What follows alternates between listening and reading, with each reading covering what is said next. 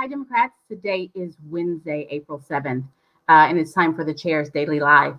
So, got a couple of things to talk about. And as I said to you before, I'm always going to come on and talk about bills, elected, and elections, right? Those are the things that you come here to find out about. I'm going to do them in reverse order because today has been kind of a crazy day. So first, I want to talk about elections. Yesterday, we had elections all over the state for municipal offices, school boards, and we had a special election in State Senate District 22. So I want to start out with the special election in State Senate 22. Wow, can't talk today. And I want to do a special shout out and a special thank you for our candidate in that race, Molly Uten. She did it all. She left it all on the field. She had a robust volunteer program. She had a lot of volunteers who were willing to knock doors for her in her entire district. She had robust donations and just a lot of people who were behind her and doing the work. The party did a robocall. We ran a voters registration campaign. You know, we did all the stuff. But in this instance, all the stuff could not overtake the deficit that we have in voters registration in that district. The voters registration in that district is overwhelmingly Republican. I am grateful to Molly Uten, the people who ran her campaign, and the people who volunteered for her campaign for all of the work that they did to get Democrats mobilized, to get Democrats excited and doing the work. So thank you all. It didn't turn out the way we wanted it to turn out, but I am grateful to see that Democrats are still out there and ready to get involved. So we had other elections all over the state that were nonpartisan in nature. And so I want to thank all of the folks who stepped up, put their names out there, and congratulations, particularly to the registered Democrats in those races. Congratulations. I don't want to name all the names because I'm sure I will skip one. So thank you for stepping up. Thank you for putting your name out there. And for those of you who helped some of those school board races, thank you. All righty. So that's elections. Elected. So let's talk about our elected officials, right? We need to always know what our elected officials are working on, if they're representing us, and if they need a little bit of help remembering that they represent us. So again, I have to do a combination of my electeds and my name 'em and shame 'em of the day. So today's name 'em and shame 'em is Representative Jim Olson. I'm going to take a minute so that you hear his name. I want you to take it in. That's him. I hate that he's on my thing, so I just want to separate me from him. That's the guy. Today, when arguing about an abortion bill, SB 612, he said that he'd rather be an alive slave than a dead baby. He furthered that argument by saying that the fight to end abortion is more important than the fight to end slavery. Now, first of all, I don't believe in the oppression Olympics. I do not believe in comparing whose tragedy and trauma is worse than whoever else's tragedy and trauma. But what I also don't believe in, am disappointed in, and disgusted by is that this is the second time in this session that I'm aware of, it's probably happened more, but that I'm aware of, when arguing against abortion, they have to cavalierly throw in racist trauma. And I am so sick and tired of having to talk about race. But I have to, because they keep making it a forefront issue. Why, when you're talking about abortion, must you attack Black and brown people? Why? That's a question that they need to ask themselves. I'd rather be an alive slave than a dead baby. So I want to point out, and if our executive director would indulge me and put his face up there one more time, I'd appreciate it. I want to point out who said this. That's Representative Jim Olson, who is well past having to deal with being a dead baby, and a white man not having to worry about being a slave. And I don't know him. I'm not a doctor, but I bet he does not have a womb. So here we have this man talking about things that are none of his business. None of his business. Cavalierly, casually throwing in a racist statement like it doesn't matter. I'm sick of talking about this. But be clear. Every time it comes up, I'm going to bring it up because they have gotten too comfortable being racist at our Capitol. They've gotten too comfortable because they're no longer saying it in their closed offices. They're no longer saying it when they're out to coffee with their colleagues. They're not whispering it. They're saying it on the House floor, knowing that there's a camera watching them.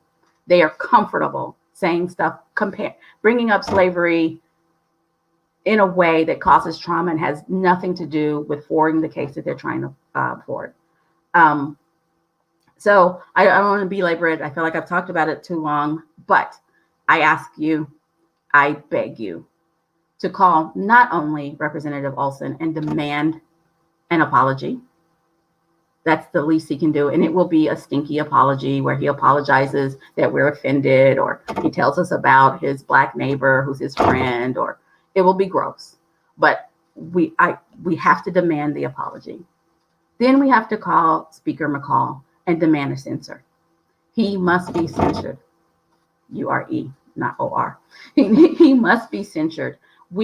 They keep doing it because they keep getting away with it. We should be fighting over, roads, and do we have enough windmills, and are kids getting education? And we're having to deal with this racist nonsense in 2021.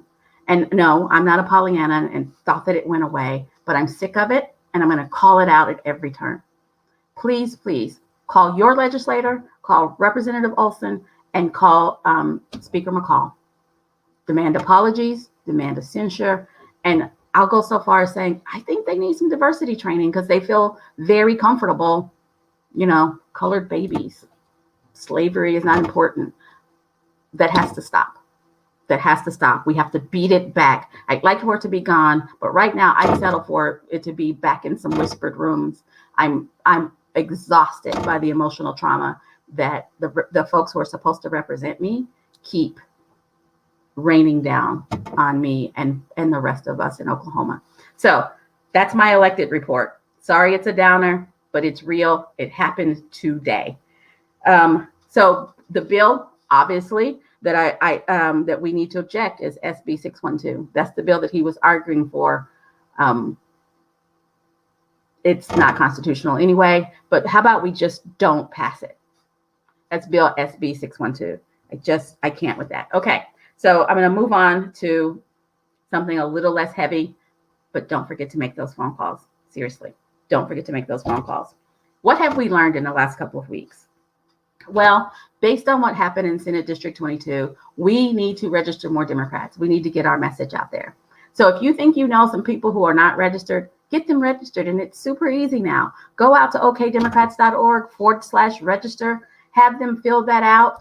It'll be mailed to their house. They can sign it, send it back in, and their card will be mailed to them. We need more Democrats registered. We need more folks, because our folks are a super minority and it's hard for them to beat down the nonsense. I mean, it's hard enough to beat down the actual bill, but they also have to beat down the ignorance of racism. So we need to get more folks down there, and we need to help them by advocating and by registering more Democrats so we can elect more Democrats. Also, what I learned from watching all over the state, Dems will do the work. Dems are ready for it. So we just got to stay focused and register more Dems. And sadly, we learned that racism is kind of rampant at the Capitol and people are comfortable doing it. So do the work, register as many Democrats as you can. I'm going to move on. So party reorganization is underway. We have picked our precinct officers. Yay! If you signed up to be a precinct officer, please, all over the state, there are training sessions about what your responsibilities are and how you can get started. Please join in some of those. Last Saturday, we picked county leadership all over the state. Thank you for everybody who put their names up there, who did the stuff, and who signed up, even though they know it's going to be a 2-year long road to hoe. But thank you so very much. I look forward to working with you all. Next step is district elections. Those are on May 1st. We have 5 congressional districts, so there will be 5 conventions to elect leaders. If you're trying to figure out how you can get involved in that, call your new county officer, and they will help you get there. And then right after that, well, not right after that, 6 weeks from that is state convention on June 12th, where we elect our chair, vice chair, secretary, and treasurer.